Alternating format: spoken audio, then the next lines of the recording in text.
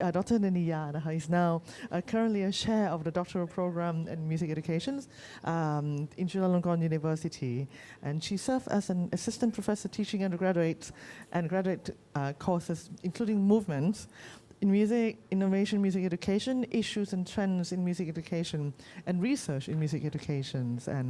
And she's also served as a music education community of Thailand as a chair for national conference in music education and many, many more. And she has been a secret supporter of our international symposium from the first year. So most of the audience that attend are all her students. So thank you very much for all your big support. And also new friends that we met this time.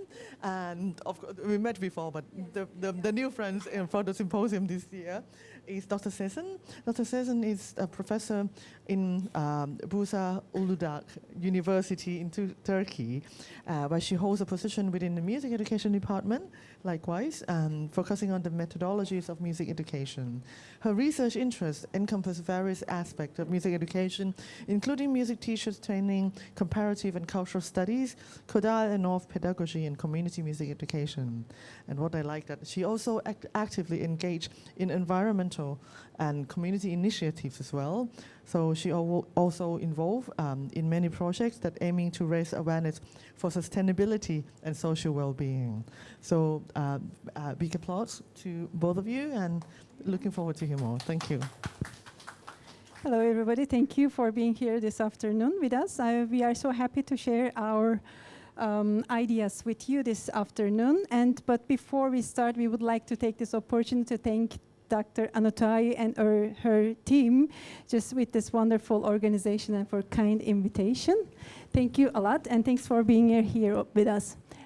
And we would like to start just playing a very short piece for you, and we would like to kindly ask you to listen and just what does the melodically, rhythmically, what's going on there, and maybe you can count the beat and try to listen, feel the beat.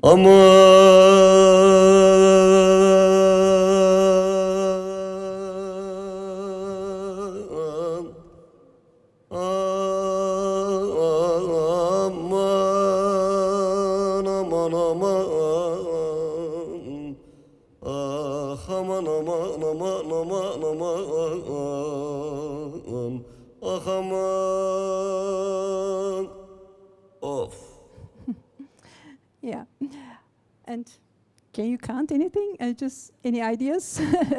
It's actually freestyle. There is no beat inside. I mean, you cannot count it. This was composed by one of our students in Turkey. I'm from Turkey, as Dr. Udtaisuk said, and it was composed in a form of uzun hava, what we call. It's a freestyle and improvisational style piece in our folk music, in Turkish music.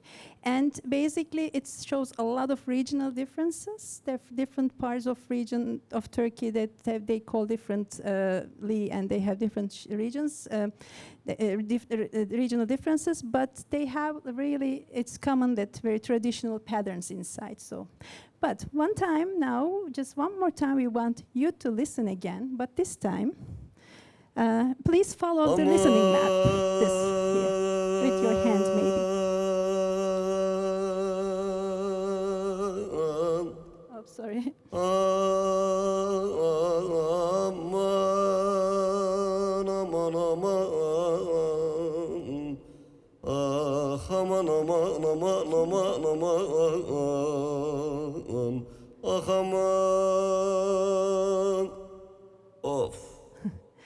Yeah, it was again. Just this was from our student.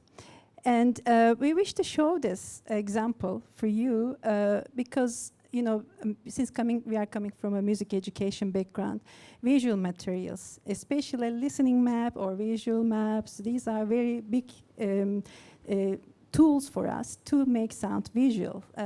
Because music, you know, that it just when it's played in the air, we cannot visualize it. But to teach music, we need to use this kind of visual aids for our, we need to use them in our teaching. So we want to show this actually with, as an example of the listening map, but the other thing that we want to mention, because listening map is coming from like Western idea, because we have many listening maps like with Mozart and Beethoven and so on. But we want to show here, I mean, we want to share this idea that how we can adapt this in our cultural music, and identity is one of our cultural elements that we can use in our music. So this was just a thinking start we would like to give, and with this start in mind, Dr. Udtaisuk, just told us, but I would like to introduce. My name is Sezen. I'm from Bursa, Uludağ University, Turkey, but currently living in Bangkok area, just visiting professor in Mahidol University, going back soon, but I am still here. And Dr.Dneya. Yes, thank you. We are so happy and so honored for Dr. Udtaisuk to invite us, and we'd like to pay a homage to Princess Kalayaniwattana for her devotion and her inspiration to make today happen and make our music education, music performance, music community comes together as united and become and make things more accessible to all of us. So we would like to take a few minutes to wrap a lot of things in music education concepts to give you as a present for this evening. Do you want to Okay, yeah? These are the 4 steps or 4 sequences that we are planning for you. First one is just take a good look at how sustainability in the world is so important. Professor Sezen will talk you through in that first part. And then the second part, as we both are music educators, I would like to show you what and how to do as a music educator to make the sustainability and make music more accessible to all of us, not only the student in the classroom, but also the elderly. Right now, we are in the years of society with elderly. Okay, the third part is to show you a quick examples of music education or music teaching activities, not only from Thailand but also in Turkey, diversity, cultural diversity also. And last but not least is the conclusion, suggestions from both of us and perhaps from you too. All right, please. Okay. Thank you, Dneya. And very quickly, let's go through the Sustainable Development Goals. As we all know, United Nations in 2030 Agenda for Sustainable Development serves as a global framework to achieve sustainable development, comprising 17 sustainable development goals. All of us know this colorful schema. And among these sustainable development goals, quality number 4, goal number 4, is quality of education. And this comprehensive 2030 agenda places great importance on education for sustainable development, promoting the acquisition of knowledge and skills that foster sustainable lifestyles, gender equality, global citizenship, appreciation of cultural diversity, and culture's contribution to sustainable development. And music and music education, as we all know, this represents a vital aspect of a cultural identity and cannot be separated from a culture. Therefore, to access communities through music, create a sustainable community, music is a powerful tool for all of us. So since music is a powerful tool, let's see what's been done very briefly among the music policymakers in line with UNESCO goals. International Music Council, Jack is here with us. International Music Council actually advocates to access to music for all and has proclaimed 5 musical rights Jack was mentioning before earlier. This council was working in support of UNESCO's goals, so they are supporting each other. So if you can see 5 musical rights on the screen, there's first 3 is the right for all children and adults. The second, 4th and 5th one is the right for all musical artists. Since our area is education and we want to access more people, we want to read just the first 3 musical rights for you. Right number 1, to express themselves musically in all freedom. And 2, to learn musical languages and skills. And 3, to have access to musical involvement through participation, listening, creation, and information. As you can see, it's not only its right itself, but also it's telling us how we can access listening to enable people to access music, listening, creation, and information. So, and European Music Council also gathers the members from the Europe International Music Council, also support the help sustain people's participation in music and cultural life, and they launch a European agenda for music, and in this agenda they mentioned 3 core objectives, which is important: education and access to music, diversity, and shaping society. And they just many information for us they gave, but we just would like to read the 3 quotes from this agenda. Active participation in music for each and every citizen is a human right. Participation in music is also very much achieved outside of formal school settings, for example, by jamming or in non-professional community groups. And the other one is, all these aspects of musical participation are vital in terms of offering a barrier-free, lifelong entry to musical enjoyment. This is what we want to reach, actually, in the music education. And for further emphasize the significance of education, UNESCO highlights the concept of living heritage as a source of community-based resilience that can be passed from younger generations to generations. And they just mentioned this living heritage in many books, and they published many books about it. And coming to this region, and Asian is also a sociocultural community is working the full potential of Asian students. They put committed, participative, socially responsible community, sustainable and dynamic, harmonious community in their agenda. They are talking about this as well. And CEDAM as well, so Southeast Asia Directors of Music is also focused on professional training for musicians, but they have this working group called Community Engagement and Sustainability. So, if you look at this just graphic or charts, sustainability in the middle, and all of the stakeholders or policymakers all over the world just working towards UNESCO goals, and the terminology keeps coming in front of us: active participation, cultural awareness, cultural expression, living heritage, diversity awareness, identity awareness. These are the terminologies we are just keep coming in front of us. So, in this case, what and how? Just we sit down together with Dneya, and what can we do as a music educator to help sustain people's participation in music and cultural life, as a European Agenda of Music says, and to enable them to have access to music involvement through participation, listening, creation, and information. Since active participation in music for each and every citizen is a human right, and UNESCO stated that youth learn about their values and culture through transmission of their living heritage. Now the question comes, how we can enhance cultural identities, enable accessible and sustainable through music education. And Dneya? Thank you.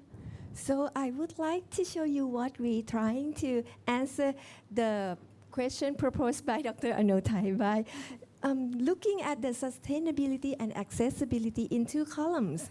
Sustainability, we would like to look at it as a prolonged process of making it go forever or for a long time. As a music educator, we are now teaching and hoping more and more generation will be enhanced by these ideas, okay? However, to make it go longer and longer is not as very effective or efficient if we cannot make it accessible right now. We have to make it right now at this point. So all of those terminologies come to those two categories.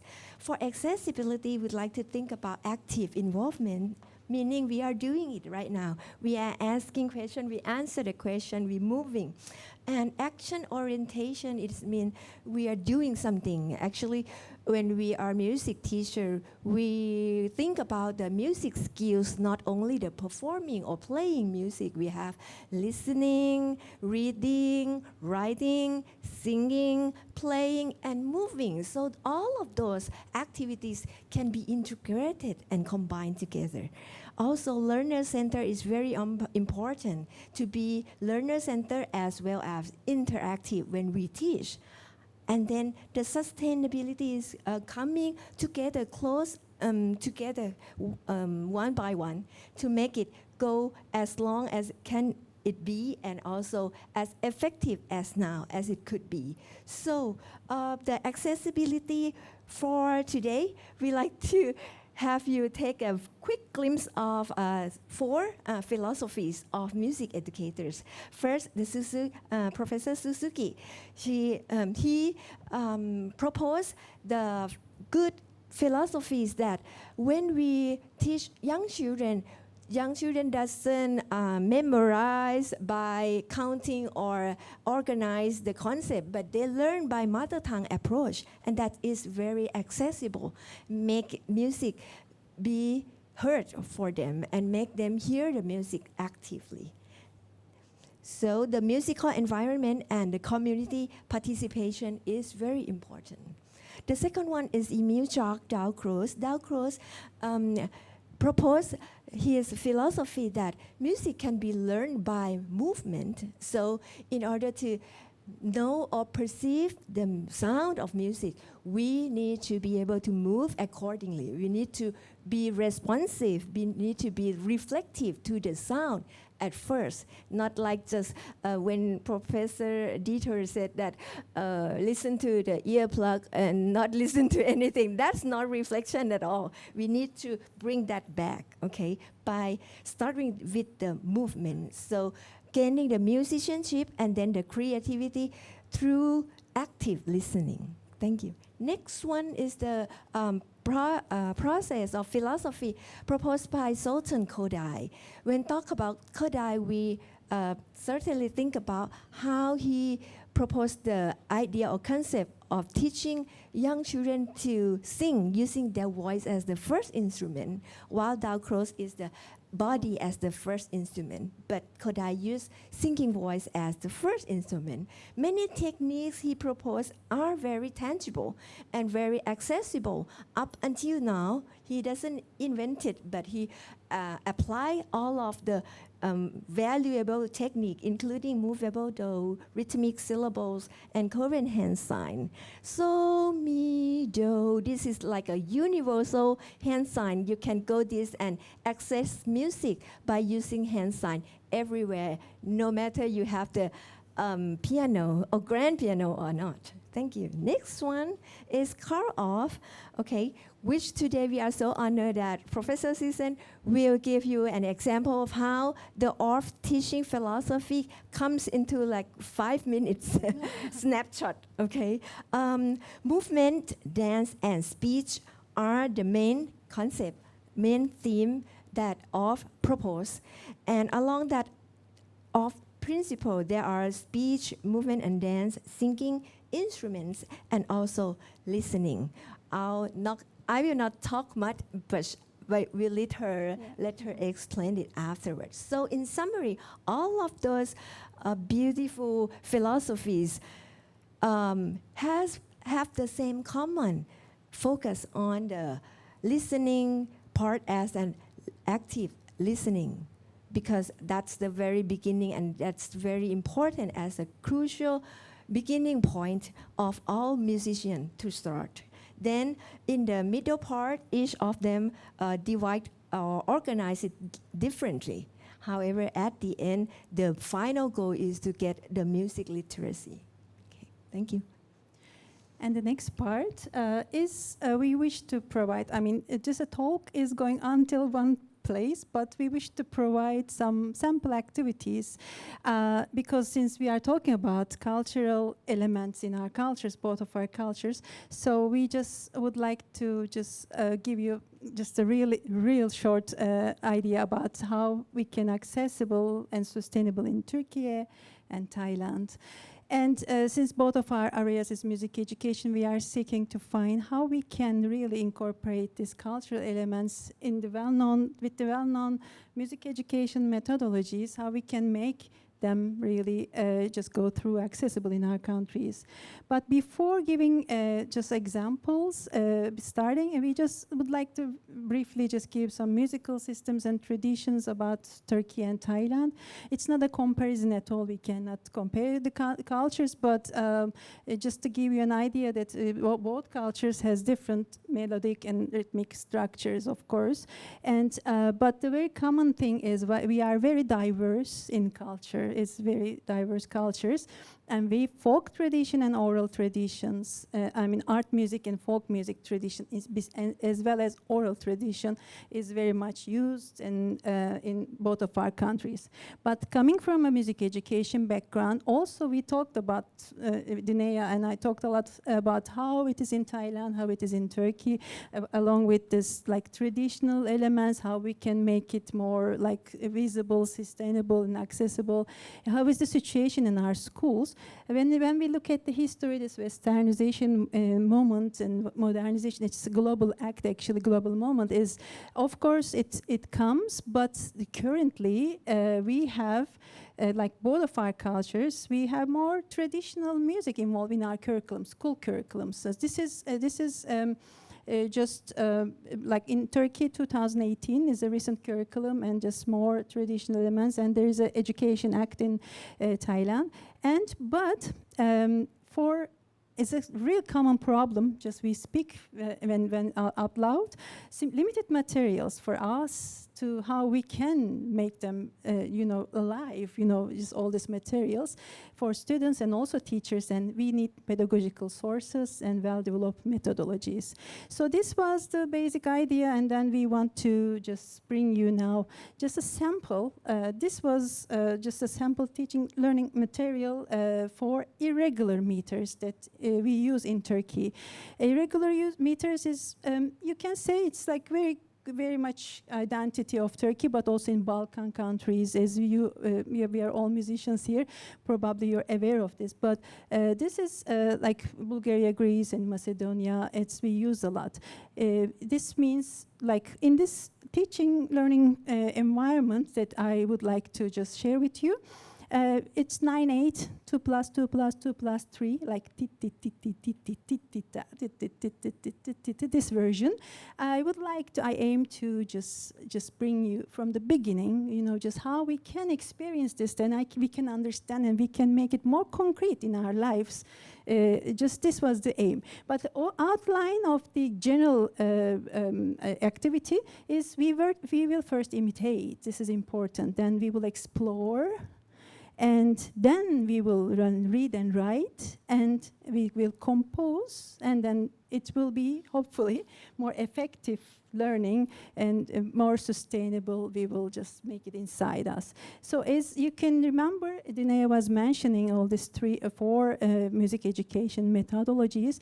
They were also saying that like literacy, music literacy comes like late. So you need the experience. You need to, explore first what has been coming, and then later you need to learn. So this is an idea, warm-up. We can start with a warm-up activity, for instance. It's just, in the warm-up activities, in this one, I mean, this can be in many ways, and anybody can create any other version. But in this case, what I try to do, I will drop this microphone for a while. Like with the body movement, you need to, if you can join me, maybe we can try a little bit. But maybe if you can out. Swiping out, in, out.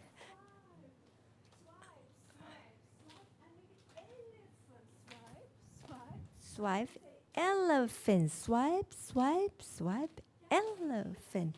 Together, please. Elephant, swipe, swipe, swipe, elephant, swipe, swipe, swipe, elephant.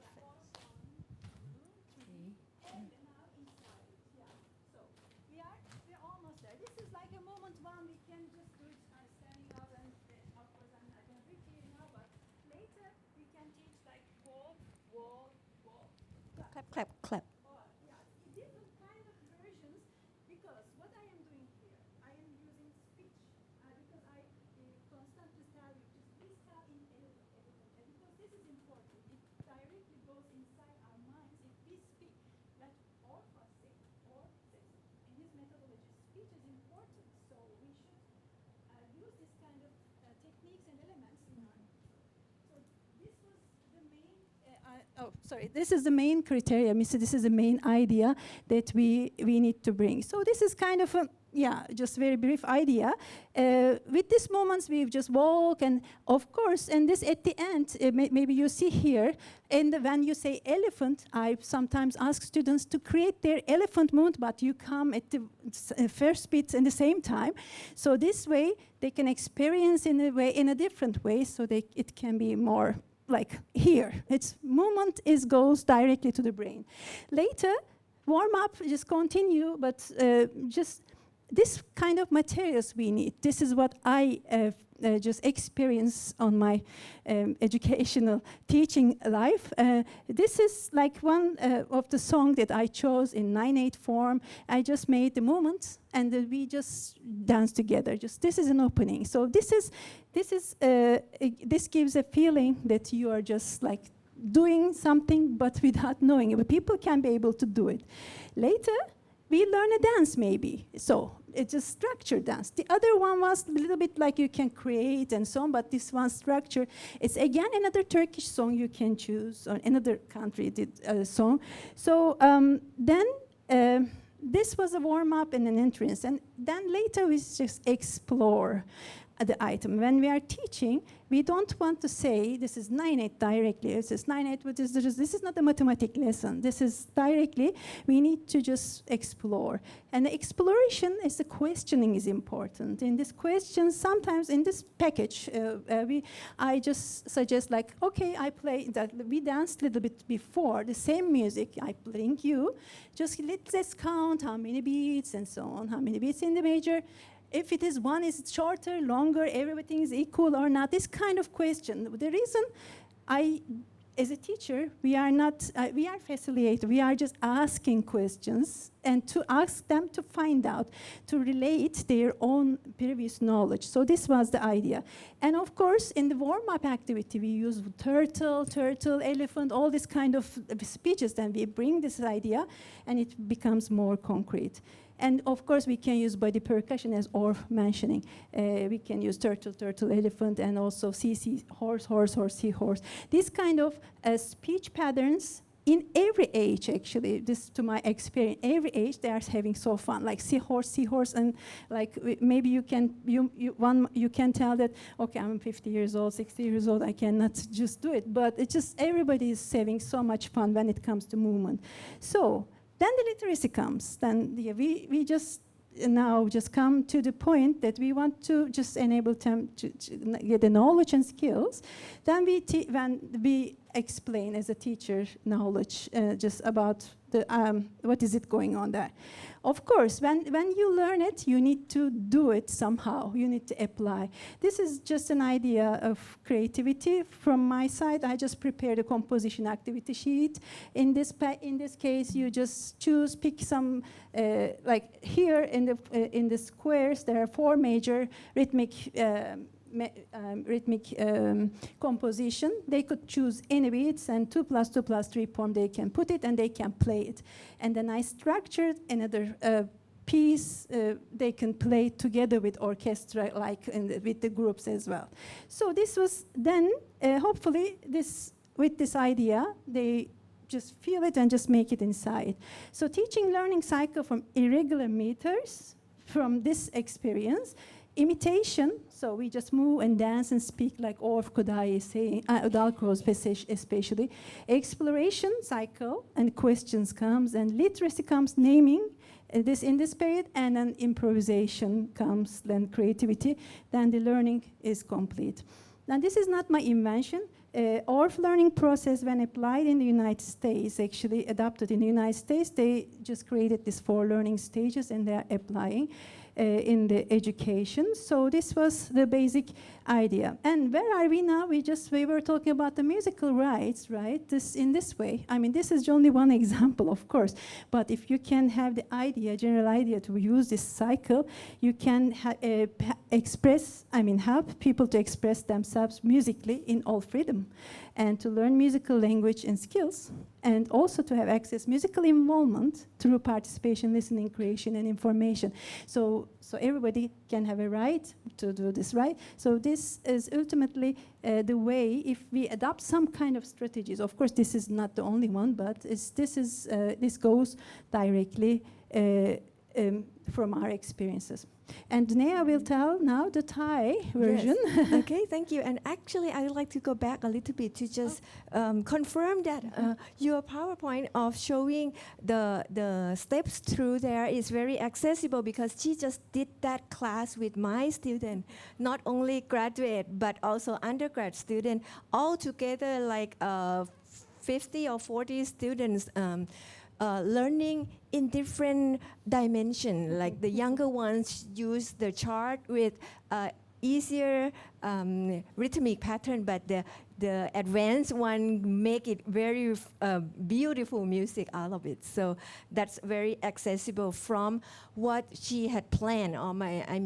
Music educator needs to be specific in order to know what exactly we want to teach them cognitively, affectively, and psychomotor, to make all of this go together, not only just performing, which is only one of the psychomotor.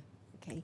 So now, if sometimes we are in different settings, okay, I'm going to show you something about how to teach music using movement as the process to go through the learning steps. Okay, talking about Dao Cross, it's music through movement activities. Not only the movement to be very pretty, very beautiful as a dancer, but it's a movement to be playful with, to be purposeful, and to get dynamic of the music. Okay, the Dao Cross education includes all of this: learning, teaching, knowing, expressing, and feeling. Okay, all of the, do you remember Professor Sezen told you about the 4 steps? In Dao Cross, we use 3 subjects. All of the 3 subjects require each different part of the body. The first one requires the body to learn music, which is the movement. And the second one is the ears, the body, and then the ears, teaching the ears to listen very carefully. And the third one is teaching the head, teaching the brain, teaching the mind to think about it, to be able to read and write music.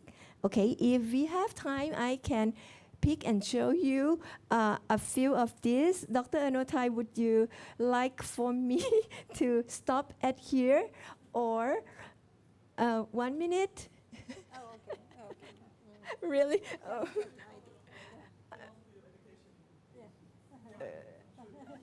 Really? So Yeah, we can skip it. Okay, so let's start. Just take a glimpse of one of each, maybe one of each. So I'll pick the ear first. Okay, so for instance, I would like to teach you a children's song called Chang. Could you listen carefully and repeat after me? Chang, Chang, Chang. Then, very good. น้องเคยเห็นช้างหรือเปล่า Very good. That's a very active listening. I don't have to take it loud. Listen to me. Listen. No. Listen to me very carefully. And then you do it. So, mi, re, mi, so. Very good. That is active listening, you see. So quick reaction is that what I was using. I was using for you, asking for you to be very attentive and have a quick reaction. I asked you to follow me, see? And I asked you to do like a singing game. Dalcross used a game as it's a very clever idea of teaching and getting the authentic assessment, meaning we don't need to take the test or exam or the quiz. We just do it right now and we assess them. How do they learn?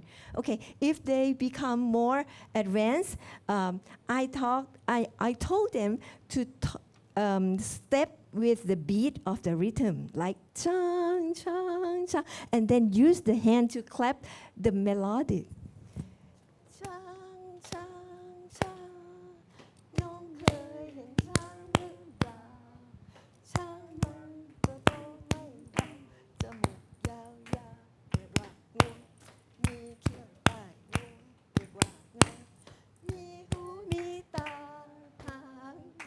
Thank you so much for singing for me. But you see, it's hand-eye coordination and be able to think about it. The rhythm is here, the beat is here.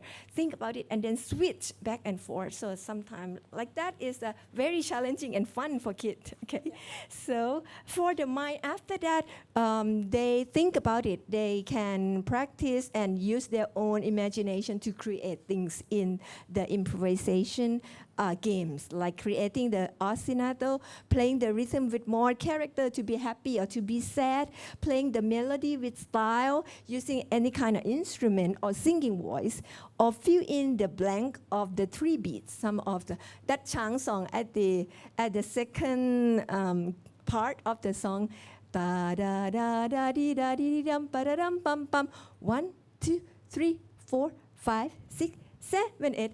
All of the 8 beats, they can feel any kind of beat or rhythm that they can think of. That's another idea I can think of, okay?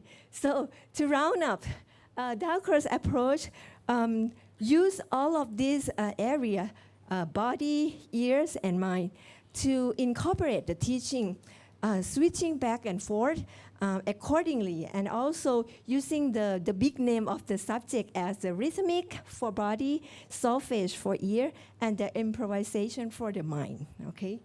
And that's all we can come up for a very short time. At the end, we'd like to go to the last slide of our conclusion. So how to enhance cultural identity? We come up and try to get it as small as we can. The first 2 I like to show you is that for us to have and to help to create more space for opportunities, which right now I can hear many of us are doing it right now. The second one is to have more folk music implementation. We can use the music of our own. Instead of teaching Dalcross, you need to use the European or Western music. Teaching off need to use the European or Western song. We use our own material, please. And of course, I would like to add that it is ostinato patterns and this kind of techniques that we need to adapt in our cultures. Probably in Thailand, they use it a lot. In Turkey, there are some songs. These are actually what we need to do is we need to just find the proper songs that can fit in the culture, so we can use all these elements to access all the people.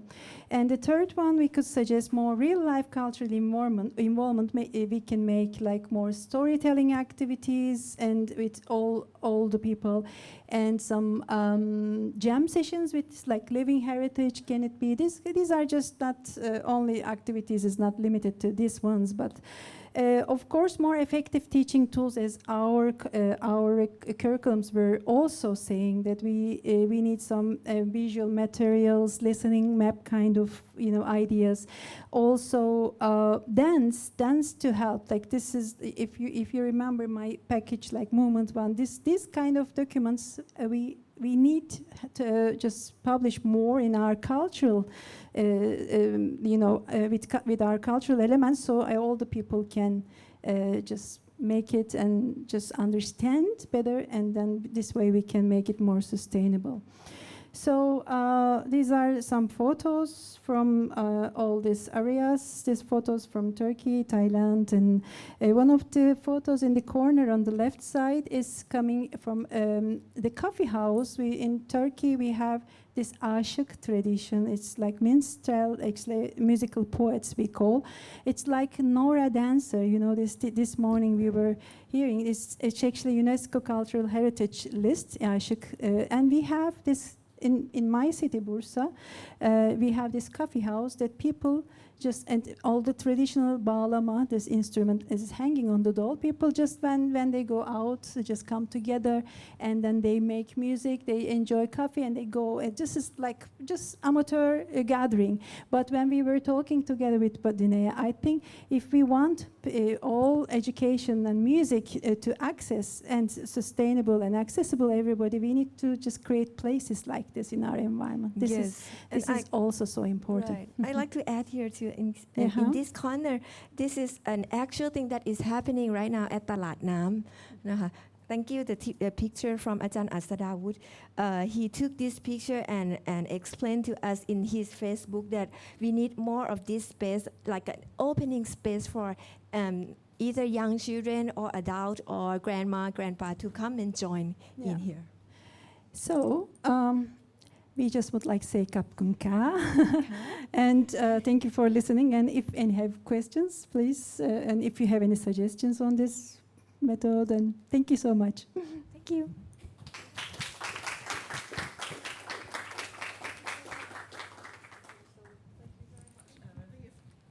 Oh yeah, sorry, I forget.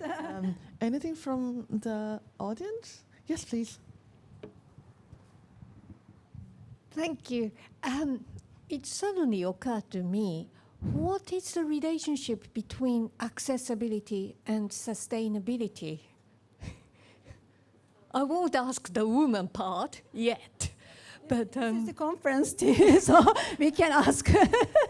Because it's interesting that if I understood correctly, that by having the kind of a different approach or the embodiment in particular increases accessibility, but also this bodily aspect increases or makes it more sustainable because it's something it's engaged in your whole body. Yes. But then I suddenly asked myself, are there conflictual situations where accessibility and sustainability do not go together? Well, in my opinion, at this moment, with what the presentation, what we try to just bring this accessibility to just everybody can have a right to make music or enjoy music, everybody. So these are the processes that some approaches, the strategies we apply that to access people to make music and feel music and so on. Sustainability in this sense, to me, I understand your point, now I am questioning myself too, but in this sense, because we want to bring some cultural elements. For instance, I chose like irregular meter, and also this Asht tradition, and also the song from Thailand, and so on. Of course, this in order to make this element, because this is unique to our culture. This is a unique element. So in order to make them sustainable, of course, it just comes just comes together. We need to, just find out these elements, cultural elements, and use these methodologies together to bring them to understand this, this element is alive. This passes from generation to generation. So this is, of course, irregular meters is just like we are passing it on already. It's not losing, but this traditional, like Aşık tradition and Nora dance, for instance, this is the way that I understand sustainability. We need to create more Aşık environment, like we can maybe just do storytelling activities because they are poets, they do a lot of things, so we need to bring them more accessible to just new generations, so this culture can sustain, and we can just make it more like known from everybody. This is my interpretation on this presentation. Can I answer to? I find your questions very challenging, and I would like to answer from my point of view. I would answer that if we think it as a micro picture, only that culture by itself, accessibility and sustainability goes in the same direction, parallel. But if we think as the macro picture, different culture goes at the same time, and especially at this moment in this metaverse, in this digital world, all of the culture, not culture from the past, present, but in the future, are all accessible, and notification, boom, boom, boom, bump up, and bombarding ourselves. And that's the challenge. With too much accessibility, this is what I'm having the problem with my three kids in the teenage right now. They got everything they want, but they cannot take the other thing else, just like Professor said. Yeah. So that's my fun answer to you.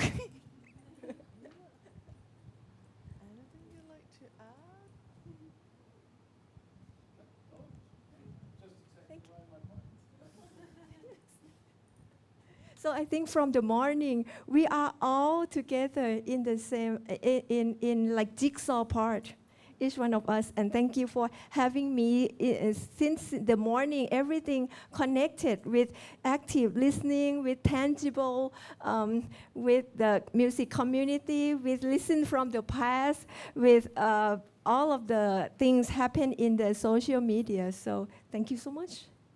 And you're still being part of the jigsaw of the next performance, which actually I was just thinking, because I was trying to recall when was my kind of like cultural experience learning, like this kind of thing came, and I remember playing in Bosnia, performing together with the ensemble, and the only way to count is really just to dance or just counting one, not counting all the beats, that kind of thing. And I only came to that because I was there in the space, but playing together with the musicians. So therefore, I'd like to lead you to the next sessions, which is the concert in the hall at 7 o'clock. And this is going to be very interesting examples of, is the ensemble from Singapore called Brahma Star, and they have been supported by the Singapore Art Council.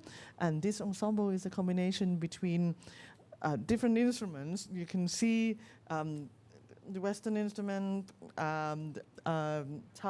tabla, together with the Chinese instruments. And I think what I really would like to promote to you is that how they learn together and learn to converse together and finding a new voice that they say is home to them. So maybe this is, once you get to your home, that's sustainable, may I say, in some way. So hopefully. So let's visit their home, the musical home tonight, stay with us for dinner at our home first, and then visit them later on in the hall. And thank you very much again, Dr.Dneya and Dr. Sezen. Thank you for concluding this session very beautifully and get us to sing and dance. Thank you.